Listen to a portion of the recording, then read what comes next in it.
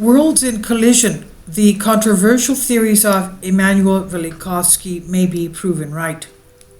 And we know this from ancient texts, whether it was ancient Greeks, Egyptians, Indians, Chinese, and other legends worldwide, telling us of various catastrophes and destructions that took place in the past, and even involving the planet Venus.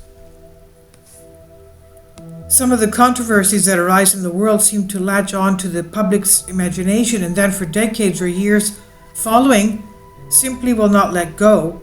Such is the character of intrigue that has for more than 60 years now swirled turbulently around the personage of Immanuel Velikovsky.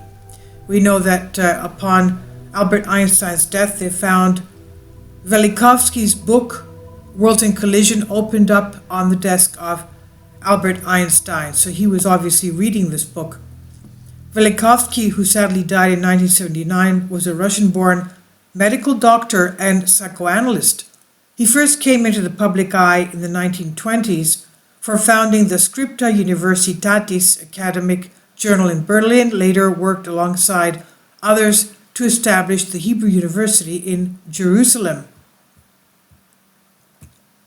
Velikovsky was an intensely curious man who had been broadly educated in many different fields of study, as diverse as science, medicine, philosophy, ancient history, and law, and he studied psychoanalysis under Sigmund Freud's acclaimed protege Wilhelm Stekel. Velikovsky first worked alongside Albert Einstein in Berlin when Einstein edited mathematical articles in Scripta Universitatis, again in Jerusalem during their efforts to help found the Hebrew University, and later in life as close friends and colleagues at Princeton University. Kindly support my Patreon account since YouTube has again demonetized my YouTube channel.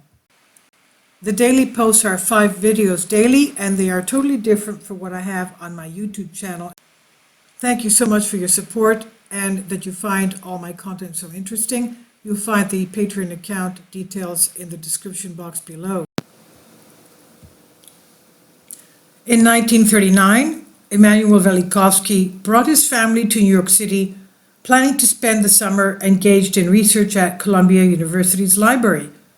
He was compiling a psycho-historical text to outline the many intriguing parallels he had uncovered between the Greek literary character Oedipus and the Egyptian pharaoh Akhenaten.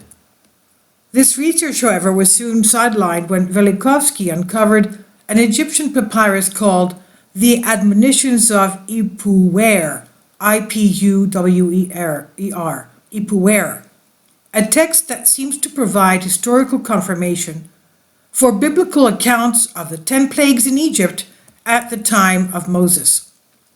Intriguing that the biblical account might possibly have foundation in actual historical events, he was intrigued by that.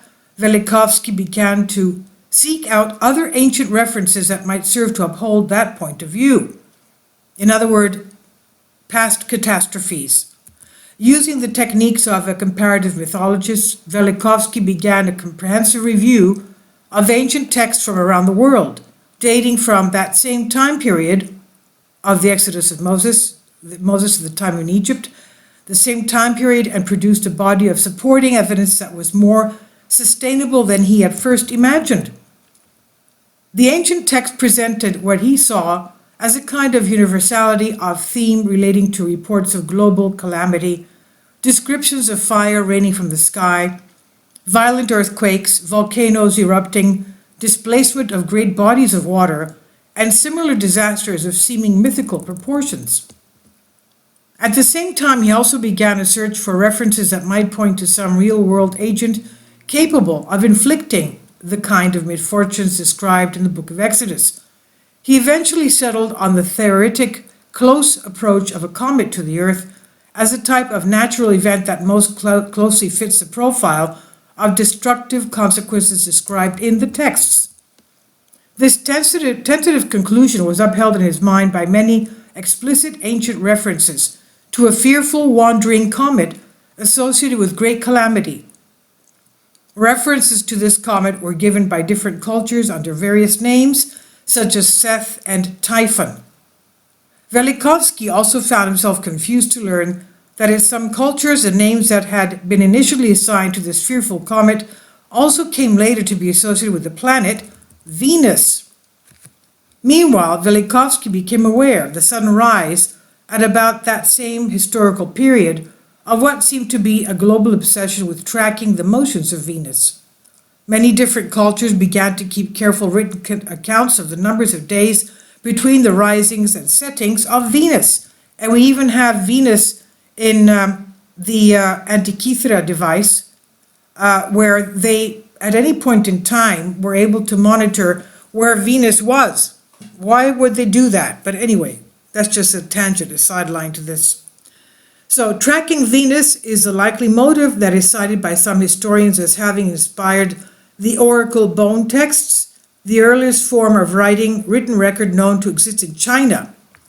For Velikovsky, these facts taken together seem to implicate Venus as a fearsome agent of terrible events that he believed may have ravaged our planet.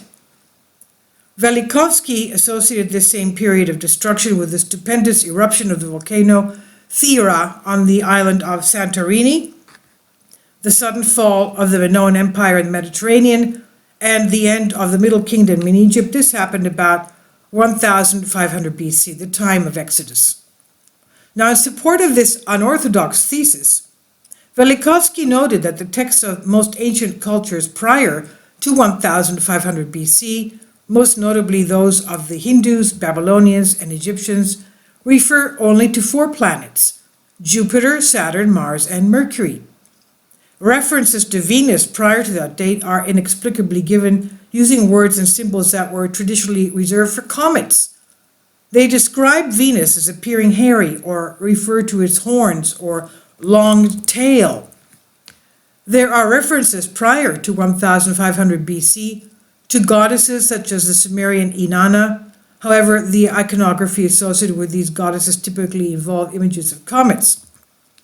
2 independent but synchronized sets of ancient astronomic records, one from China, the other from Korea, describe the first appearance of a supernova on the same observation date, and both compare it in size and brightness to Venus with its rays. Furthermore, virtually all ancient cultures went through a period during which they classified Venus alongside the sun and the moon, rather than with the planets based on its brightness. While it's true that even now, under proper circumstances, the planet Venus can remain visible during the first hours of daylight, there are ancient reports that refer to the brightness of Venus as rivaling that of our sun. So Venus, in the ancient antiquity, was as bright as our sun. Velikovsky changed the focus of his study from Oedipus to the origins of Venus. He wanted to find out what Venus was. And in 1950, Macmillan and Company published his highly controversial book on the subject called Worlds in Collision. In this book, Velikovsky postulated, based on a wide range of ancient accounts and references, that the planet Venus must have been formed within the historic memory of mankind as a consequence of the impact of a large astronomic body with Jupiter. This event was recorded in Greek mythology, in which Jupiter was said to have swallowed whole a pregnant goddess named Metis, soon after which Athena burst newborn from Jupiter's head. According to Velikovsky, Venus, whose name in Greek means the newcomer, at first blazing, quote, as brightly as the sun, and quote, as it roamed across the sky, far outside the Newtonian bounds of its familiar modern-day orbit. He proposed that Venus in its travels had wrought considerable havoc within the solar system, that its trajectory had brought it to a near miss with Earth around 1500 BC, and that Venus had directly impacted Mars. This impact caused Mars in turn to leave its orbit and to become the catalyst for a second series of close encounters between Mars and the Earth. The worst of these happened, according to Velikovsky, around 750 BC. One serious consequence of this final intrication with Mars, according to Velikovsky, is that it affected the Earth's orbital period, lengthening it from an ancient 360-day year to our familiar 365-day year, and ejecting Mars into its present orbit. Several factors conspired together to help position Velikovsky's book to become a top seller. The first of these was Velikovsky's own personal reputation and long-time association with high-profile projects and people, which together made him a difficult heretic to simply ignore outright, since Velikovsky already had a well-established reputation. The second was that his theory of a historically recent birth for Venus directly contradicted modern planetary theory and scientific conceptions of proper planetary motion. The third may have come out of the sheer astonishment of the part of traditional scientists that Velikovsky would presume to offer a theory that crossed the traditional boundaries of numerous academic disciplines and move outside of his own field of expertise into another field entirely, namely astronomy, to make his case. The fourth was that he deemed it appropriate to cite as evidence for this theory ancient textual references that, in the estimation of many astronomers of the day, rated somewhere alongside a child's fairy tale in scientific evidentiary value. Moreover, this evidence, which was drawn from the field of ancient history and archaeology, fell far outside of the ability of most astronomers to even attempt to evaluate, let alone refute. With the help of some very effective advanced publicity, including a condensation of the book that appeared in a popular magazine and advanced copies of the book that were sent to several leading astronomers, the outrage of the astronomers was effectively stoked. The professional outrage helped propel the book to the status of a runaway bestseller. The rising popularity of Velikovsky's book turned the astronomical world on its head. The din of uproar against the heretic Velikovsky approached levels that had not been heard since the Catholic Church's infamous persecution of Galileo in the mid-1600s. In retrospect, the outrage was understandable. In what had by 1950 become an increasingly Darwinian world, Velikovsky's theory threatened to resurrect a kind of fire and brimstone religion that the scientific world had struggled for more than a century to supplant. Likewise, by contradicting the view that all planets must be billions of years old, Velikovsky's theory threatened to undermine the uniformitarian views that provided the foundation for Darwinism itself. Darwin's theory required a stable and unchanging universe to accommodate the imperceptible slow process of the evolution it proposed. Several top astronomers wrote to Macmillan's management urging the company to block publication of Velikovsky's book. Dr. Harlow Shapley, the director of the Harvard Observatory, worked behind the scenes to organize colleges and universities in a boycott of Macmillan's highly profitable textbook division, hoping to financially arm twist them into dropping the book. Macmillan, hoping to diffuse the boycott without actually bowing to the demands of the astronomers, took the highly unusual step of transferring its lucrative publishing rights for a best-selling book to Doubleday, one of its competitors who had no stake in the sale of textbooks. At the time of publication of Worlds in Collision, many aspects of Velikovsky's theories were flatly criticized as purest nonsense by authorities within the astronomic world. Later, the truth would surface that some of Velikovsky's harshest critics had never actually read his book prior to making their declarations, but had instead based their critique solely on pre-publication summaries of the book. Certainly, Velikovsky's vision of a young, hot Venus ran counter to the controversial wisdom in 1950, which presumed that Venus had an Earth-like atmosphere and might ultimately prove to be colonizable. The seemingly acrobatic requirements of the motions of Venus laid out by Velikovsky in his book, moving first like a comet, but then somehow eventually coming to inhabit one of the most circular and regular orbits of all the planets, appear to flatly contradict Newtonian laws of motion. Carl Sagan pointed out that the great amount of energy required to eject a body the size of Venus from Jupiter would likely have vaporized large portions of Jupiter and left those areas intensely hot even today. Even Einstein, whose natural impulse was to be sympathetic to his friend and colleague, Velikovsky that is, at first sided against Velikovsky, flatly discounting his suggestion that electromagnetic forces must play a significant role in planetary dynamics. Velikovsky's theory, when carefully considered, carries with it a number of logical eventualities or consequences that, if they were not all within the reach of scientists to prove or disprove experimentally in 1950, would surely become testable sometime in the near future. For example, a geologically recent birth for Venus would require a planet to be intensely hot. Likewise, it would imply that Venus exhibit a seemingly unevolved set of geological formations. Furthermore, if Venus had roamed the solar system as a rogue astronomic body for centuries, then we would expect to find certain anomalies in its orientation and rotation when compared to the other planets. Surely we would eventually be able to detect if either Mars or Venus had ever suffered a direct impact with a planet-sized body.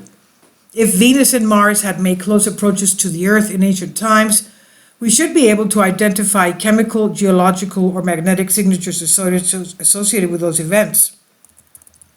Moreover, Velikovsky himself had provided a long list of his own prognostications, consequential observations that he felt must eventually show themselves to be true if the facts were to uphold what he saw as the unmovable cornerstones of his theory. Soon after publication of the book, certain of Velikovsky's prognostications began to be affirmed, if not always for the precise reasons offered by Velikovsky. For example, the controversial outlook Velikovsky held on the role of electromagnetism in the interaction of planetary bodies, the one that had been at first opposed by Einstein, was upheld by the incidental discovery of radio emissions from Jupiter, and acceptance based on work by Van Allen of the existence of a significant magnetic field surrounding the Earth.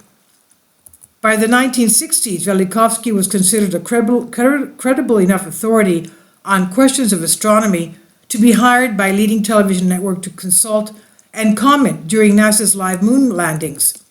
In 1974, a symposium of scientists, including Velikovsky, was held in San Francisco to debate Velikovsky's theories that ended up pitting several leading critics against Velikovsky. The official spin coming out of that conference and the impression left of the general public was that Velikovsky's theories had been finally and definitively disproved. However, since that time, as new evidence continues to emerge, there has been a persistent nagging tendency for new findings to, at least outwardly, appear to uphold many of Velikovsky's prognostications. In recent years, when new discoveries are made that could potentially relate to the controversy, these findings are most often presented without official mention of Velikovsky. Instead, they are typically announced, bundled with an accompanying new theory, whose net effect is to distance the find from Velikovsky's controversial theories. For example, when probes to Venus did in fact show the planet to be intensely hot, a key point that Velikovsky had cited as a crucial demonstration of the correctness of his theory, scientists completely sidestepped the issue by preemptively postulating a runaway greenhouse effect to explain the unexpectedly high temperature.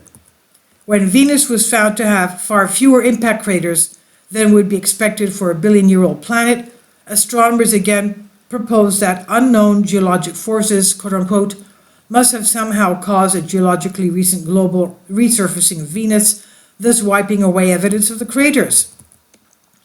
As far-fetched as some of Velikovsky's proposals may seem at first blush, especially his often questionable musing on chemical interactions that he presumes to have occurred between the atmospheres of Venus, Mars, and the Earth, there is a perspective from which we might profit by carefully considering certain aspects of his theory.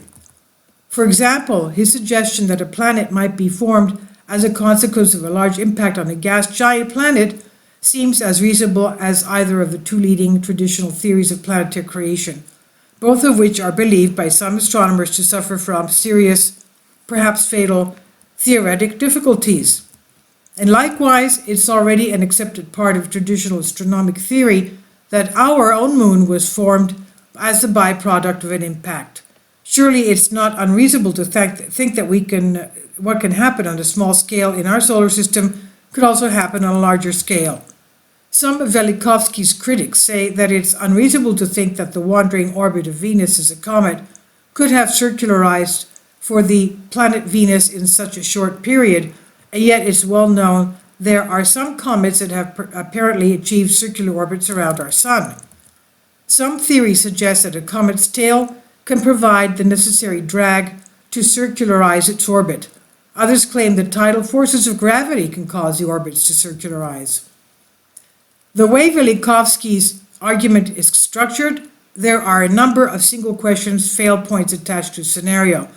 For example, if it could be definitively shown that granite exists on Venus, it's a type of a rock that takes millions of years to form, then much of Velikovsky's theory would simply fail to the ground. The same would be true if an archaeologist suddenly turned up an ancient document from prior to 1500 BC that explicitly referred to Venus as a planet. Likewise, if explicit evidence could be produced for the existence of a 365-day year in ancient times, then one of Velikovsky's key claims would be effectively rebutted. So he says, my purpose in writing my newest book, The Velikovsky Heresies, is to help bring Immanuel Velikovsky's and many still unanswered questions he raised relating to Venus back into the consciousness of the reading public. My goal is to remind this audience that notwithstanding the symposium held in 1974, an open, ongoing controversy still exists relating to Velikovsky. The controversy continues to be colored by the disturbing suggestion of long-term, politically motivated manipulation of scientific results. Another of my main goals is to update the Velikovsky controversies with my latest astronomic evidence relating to Venus, Mars, and Jupiter. And much of this new evidence is drawn from the wealth of data gathered by recent probes such as the European Space Agency's Venus Express and recent first-hand studies that have been conducted in relation to comets. This is on Humans Are Free by New Dawn magazine, Laird Scranton. Please leave your comments. Thank you for your support.